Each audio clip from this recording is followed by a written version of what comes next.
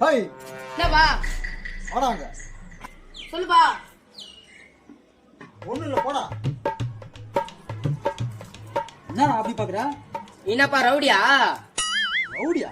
ஆ யாரா சொல்லுது? அந்த அளவுக்கு மரியாதை தரேன் உனக்கு. யாரு? அந்த பையன் தான். வாடானா வரான், போடானா போறான். என்ன சொன்னா ரவுடிங்களுக்கு மரியாதை?